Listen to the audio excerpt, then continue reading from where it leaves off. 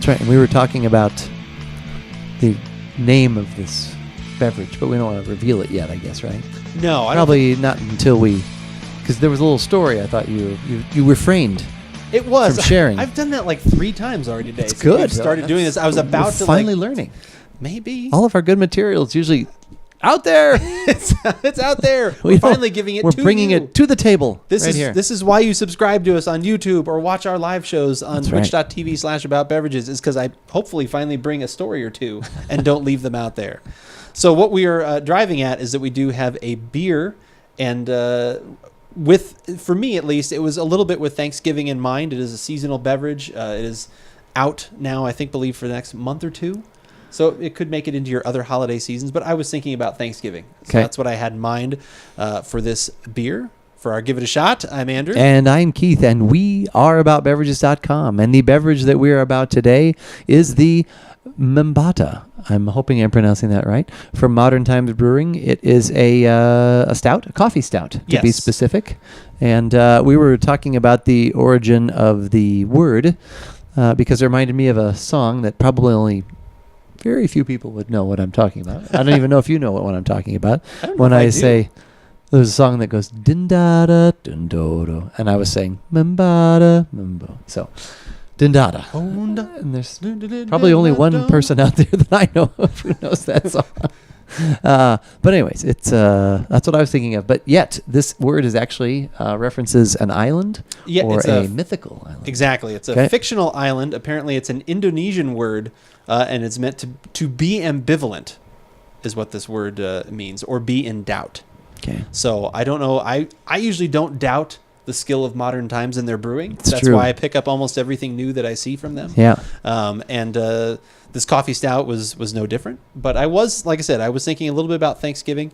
And for me, coffee stout, it's 7.3% alcohol, so it's not super heavy. It's not the Imperials and some of the barrel-aged things that can be broken out this time of the year. But I was thinking about it, and I was like, I bet this... In my mind, before we've even tasted it, I'm thinking, I bet this might be good with dessert. With pie, like I said, the coffee mixed with, probably there's some other, roasty, a little dry. And then if you have some, like I said, there's a, nice chocolate pie or pecan pie or something like that that's got some extra sweetness in it. That might pair well. After dinner, it's always nice to have a little carbonation. So that's always a good thing. This could be we always talk about the beer arc. This could be one of those steps along that arc that transition you into the darkness. So I was wanting to do a little bit more research because we always trying to give at least some facts about the beer we're having besides what we just kind of know by quickly looking at the can. So Modern Times, always usually a great website, except in this case. This is the story I was about to tell. So I went and looked, found Membata. They're seasonal. I thought I'd clicked on the wrong page because there was very little information, and went back out, found it. Nope, it's in their seasonal list. You click on it, and the page that comes up shows a bottle, because obviously this must be sold in 22-ounce bombers. We have the can. And all it says is that it's a silky coffee stout. Alcohol, on here it says 7.5. I know it's 7.3 because I saw the can. Gives some generic IBU, your gravity, whatever. Malt varietals, to be announced. Coffee varietals, to be announced. I wanted to know what the coffee was that was in there. And then even in the description seemed... like their usual very fun, flavorful, word fantastic description. Okay. But it was super generic because it was just like, this silky chocolate stout, generous amounts of our house coffee. And it's like, so you need to put in those other probably placeholder actually what it was. Yeah. It did not happen, even though this beer is out right now. And unfortunately, the can really doesn't say much else either. It's a mystery, but we're going to unravel that mystery. We are. And it's going to begin by opening the can. And a few moments ago, you mentioned that we actually had the can. We don't personally. But I don't know if we do have that can, actually. You said, oh, wow, it's even a little bit, look at that. It's even shimmering there. Yeah, why would that? Oh, you know what? I know why. We'll fix that later. Okay. But that's still funny, though. Yeah. That's maybe. It sort of looks like a night scene. Do you think? Yes. Phil Collins is doing some dark art magic right now. He might be, some actually. Psychedelic 70s things here. It is Wizarding Week on Sci-Fi. He might be doing something. I know. Wizarding Week? I know. Is there a lot of Harry Potter stuff? Yes. I thought so. You've just gotten into the Harry Potter movies. I have just gotten into the Harry Potter movies. Guess what movie comes out tomorrow? The Crimes of Grindelwald or something. Yeah. I still haven't seen the first one, though. Crimes of Gerstemeiner. Crimes of Gewürztraminer. The crime was pronouncing that word. Are you taking it back? Oh my God, you've reached for it. No, I'm just kidding. Go ahead. I don't have to. You made Usually that's about the amount of time. lunch. Usually it's about the time that he has it. That's funny. No, it's fine. It's okay. fine. Okay. All right. Our glasses that were held just out of camera range are now becoming in camera range. They're approaching camera range. That's right. So yeah, there is unfortunately no other information on this can. Let's see. If I hold this in front of me. Nope, even then. One side is okay. That side's fine. Yeah. Yeah. Just go with that. And it's funny. I know that we did we tried another beer recently that I didn't think the packaging matched the beverage on the inside. This is another one of those. Remember? I did not think this was a coffee stout. I would not have thought this was a stout. No. And maybe they're just like, God, we've run out of shades of brown and black for our stouts, so we're gonna eat a snack with brown and black. Brown came black with Mr. Black. So maybe that's why. But yeah, no, I would have thought that was like some sort of lemony, light hoppy. Well, and look how generic. Even like I said, I know. Sorry, you can't see it, but even the 22-ounce bomber label is super generic. It's white and like green.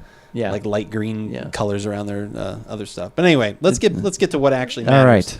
And what matters is when I was pouring it, I didn't think it's not overly dark. Like it's more of like a really dark brown, almost kind of porterish. Yeah, yeah. Like I don't know, like I said that. And that could be the coffee itself lightening that up a little bit. Yeah, got a good head. Mm-hmm. Ooh, I think I just got a whiff of it. Did you? I did. Oh, I did too. Now, I did not get the fan wafting over to give me a little something. It actually smells like I used to buy at Cost Plus, had a coffee soda. Oh. And it was actually very good, very refreshing. It actually smells like that. So it's got like that lighter kind of coffee and a little like sweetness, and it's kind of making me think it's going to be like, at least from the aroma, like refreshing. Yeah, that's kind of what I was easier drinking. That's exactly what I was thinking too. A little sweet. Coffee comes through nicely. Yeah, it smells like it's going to be just nice, roasty, refreshing. Just and the aroma is very balanced. Yeah. So I'm hoping that we're not Membata. Wait, did I use that correctly? We are. Yeah. If you're Indonesian and in the chat, please let us know in the comments below. That's right. If I use that word correctly.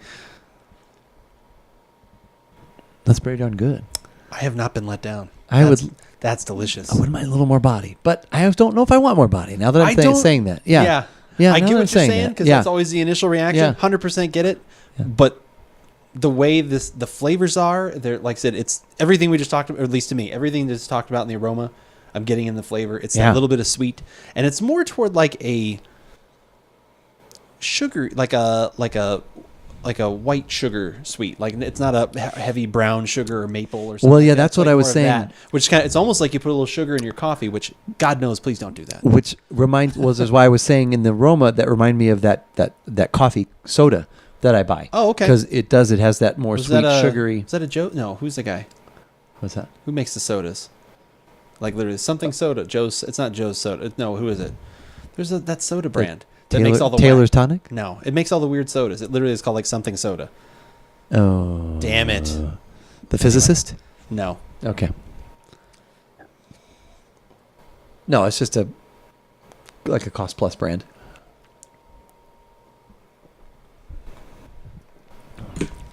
That would be at 7.3. Yep. It's not super heavy, but that would be a sneaky ABV because it's really easy to drink. Yeah, you could drink that pretty quickly.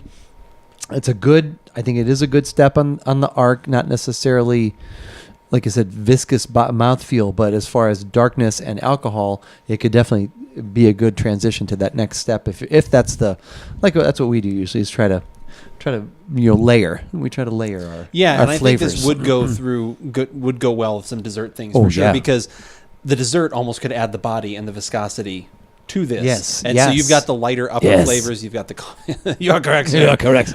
You've got the lighter like upper flavors that are just really good. That is a very well balanced beer. I like this a lot. I'm gonna have to get some more of this. This would probably go well with those Irish whiskey dark chocolate. Oh, that would. This could probably go. But you're right. This would not add a layer of heaviness to that, especially the chocolate pie that you make, which is already so deliciously heavy. Yeah. This would kind of help help balance that out quite a bit. Now this is, it's funny. I never think Modern Times is going to make a good beer, and then they do. Oh wait, no, exactly. no. You sound like someone else I know. Oh, I'll have to ask you off air who that is, because I do not want to disparage against Modern Times. No disparaging. This is really good. They did not disappoint once again. They did not, and hopefully we haven't disappointed you at all, and you'll make you want to go to the website at AboutBeverages.com. That's where you can find all of our previous podcasts, videos, our shows, all those kinds of things over the last. Would next year technically be like our 10-year anniversary of having the site?